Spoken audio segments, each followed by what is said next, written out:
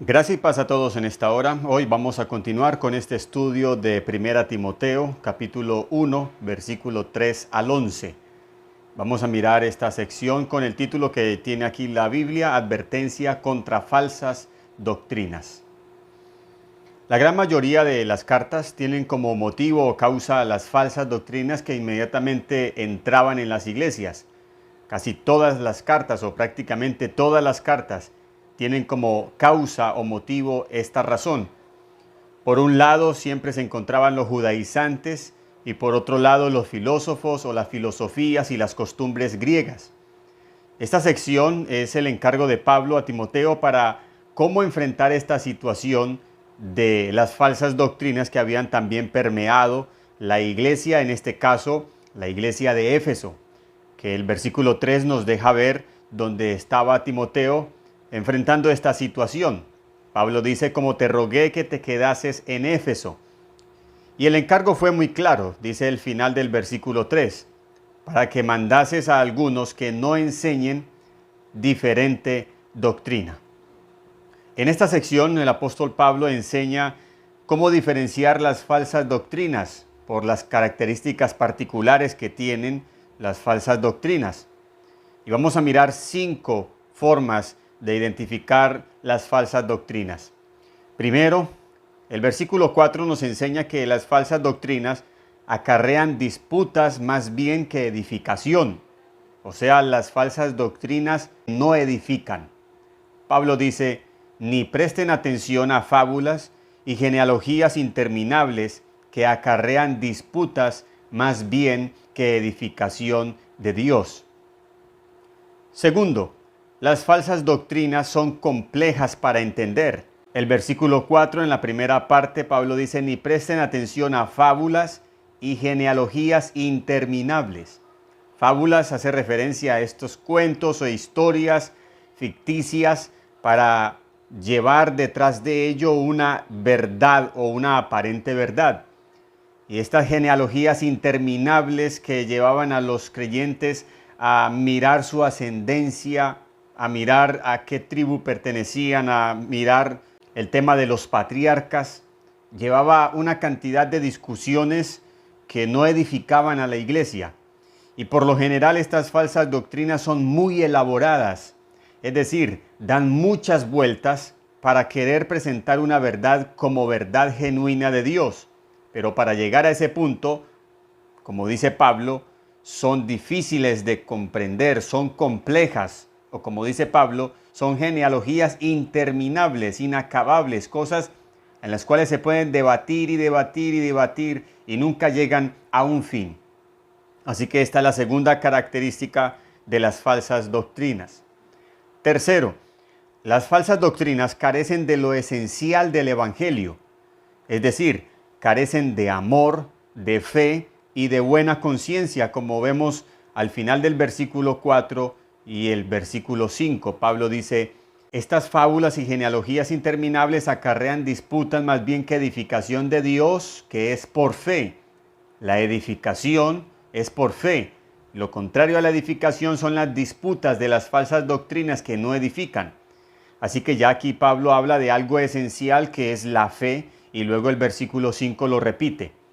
Pues el propósito de este mandamiento, o de esta carta, o de este encargo, es el amor nacido de corazón limpio, número 1, y de buena conciencia, número 2, y de fe no fingida, número 3. Así que las falsas doctrinas carecen de esto, de amor, de fe y de buena conciencia, lo cual de verdad trae edificación al creyente y a la iglesia. Número 4. Las falsas doctrinas son vacías, son huecas, no sirven para nada, son superficiales.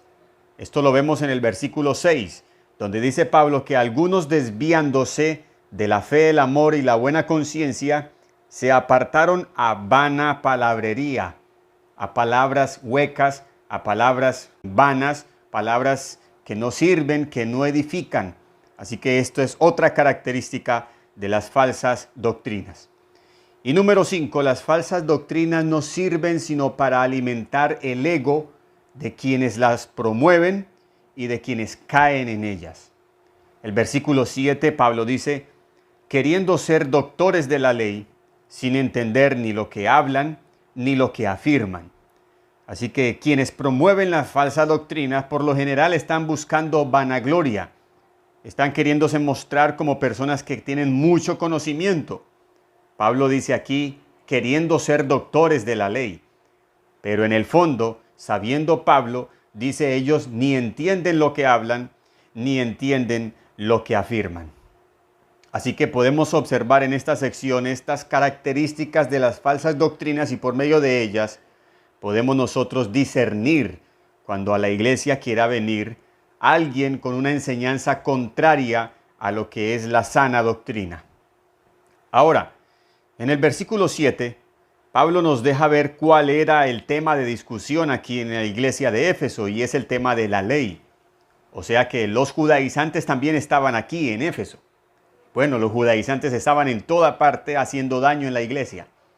Los judaizantes enseñaban que la justificación era por fe en Jesús, sí, pero había que añadirle a ello las obras de la ley.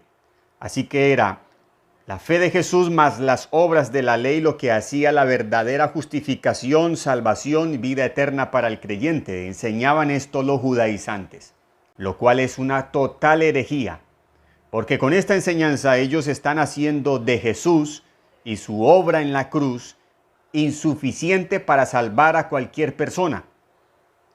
Debe complementar con la obra de la ley para poder ser salvo, es lo que enseñaban los judaizantes. Por esto es una herejía completa. Y aquí nuevamente Pablo enseña lo que recientemente estudiamos en la carta a los Gálatas, donde Pablo va a hablar del propósito de la ley, el propósito único de la ley. La ley solamente tiene una finalidad. Por eso Pablo aclara en el versículo 8 diciendo, pero sabemos que la ley es buena si uno la usa legítimamente. Primero aclara Pablo de la bondad de la ley, y con esto quiere descartar cualquier interpretación que se levante contra el que Pablo está enseñando cosas contrarias a la ley, que Pablo es enemigo de la ley, que Pablo no quiere la ley. Y Pablo siempre en las cartas, cuando habla de la ley, aclara, la ley es buena. Pero aquí especifica mucho más y dice, pero si uno la usa legítimamente. Y esta palabra legítimamente en el griego tiene como propósito la correspondencia con la intención con la que ha sido promulgada. Es decir, lo que estamos hablando, la ley solamente tiene un solo propósito. La ley no puede justificar ni dar vida eterna. La ley es santa, pero no puede santificar. La ley es buena, pero no puede hacer bueno al hombre. La ley es justa, pero la ley no puede hacer justo a nadie.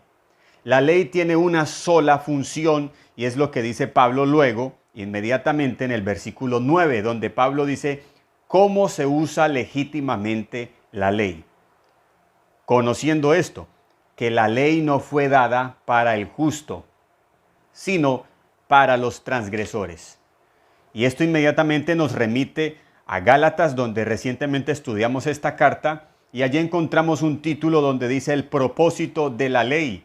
Capítulo 3, versículo 19, Pablo en la objeción que está presentando a los judaizantes sobre la ley, Pablo hace una especie de pregunta posible que se puede suscitar en medio de los que van a oír su enseñanza.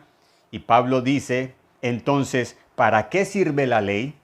Es decir, lo que yo estoy enseñando seguramente va a generar esta pregunta. Y Pablo mismo la hace.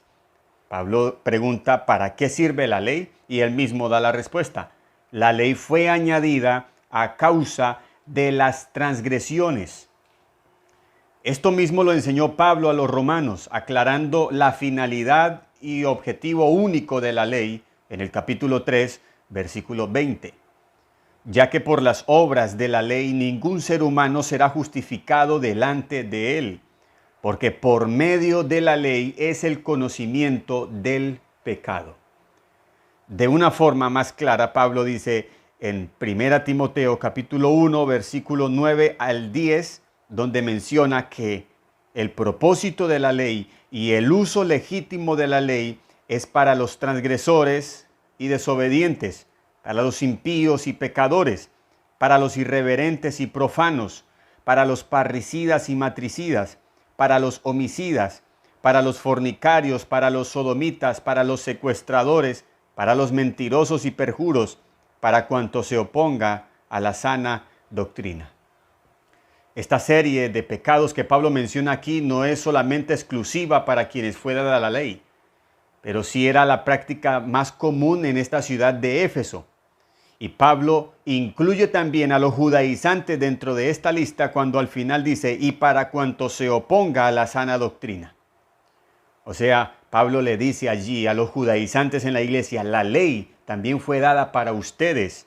¿Por qué? Porque son pecadores que están usando la ley ilegítimamente, dividiendo la iglesia, y lo que están es metiéndose contra Dios, contra el cuerpo de Cristo, dividiendo el cuerpo de Cristo, el cual se convierte en enemigo de Dios. Me gusta y quiero resaltar la frase que Pablo dice en el versículo 9.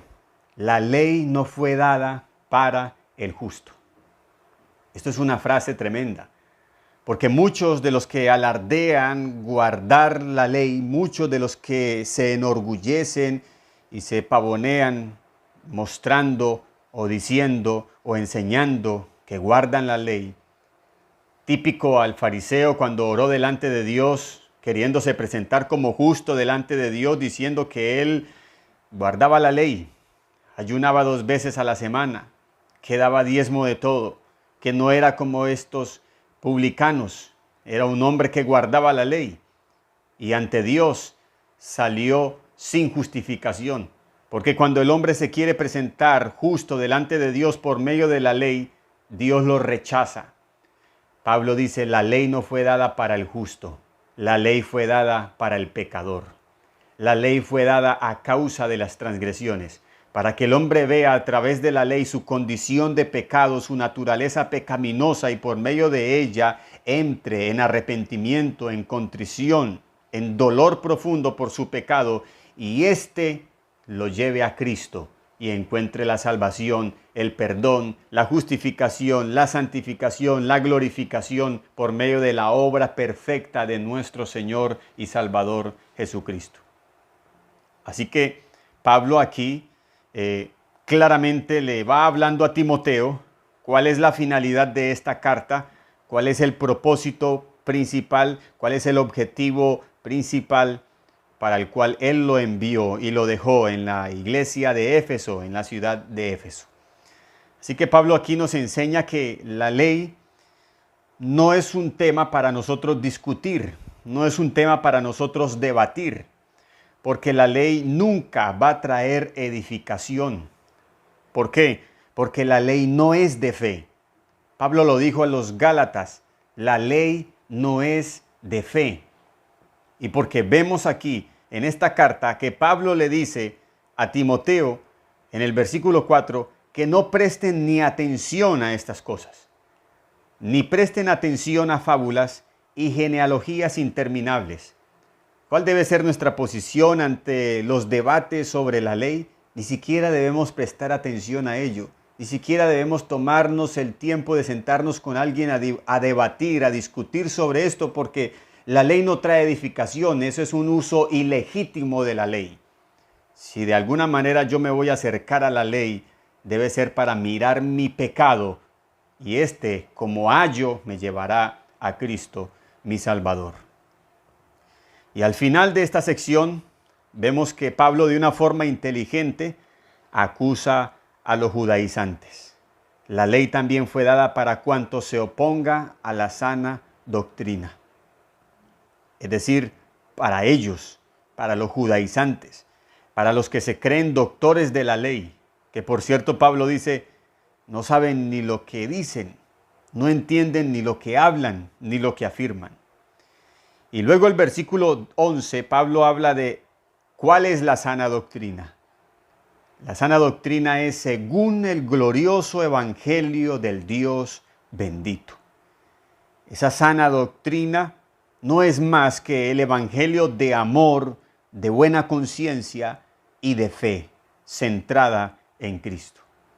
Por eso Pablo dice en el versículo 5, pues el propósito de este mandamiento o el propósito de esta carta, de este encargo, Timoteo, es el amor nacido de corazón limpio, de buena conciencia y de fe no fingida. Esto nos traslada al estudio de Gálatas, donde también es el mismo tema de debate o de causa para escribir Pablo esta carta.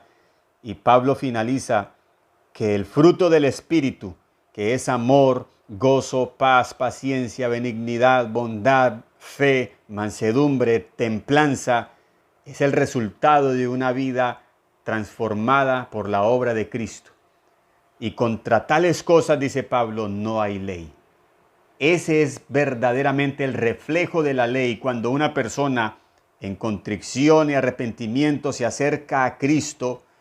Cristo perdona sus pecados, le justifica, le santifica, le glorifica, hace toda su obra en él, le da su espíritu y por medio de su espíritu puede dar el fruto del espíritu, que no es más que el fruto también de la ley, de la esencia de la ley. Hermanos, aquí vemos que el evangelio no es tan complicado como muchos quieren presentarlo. El evangelio no es para mentes brillantes o inteligencias con alto grado, sino que el evangelio es sencillo.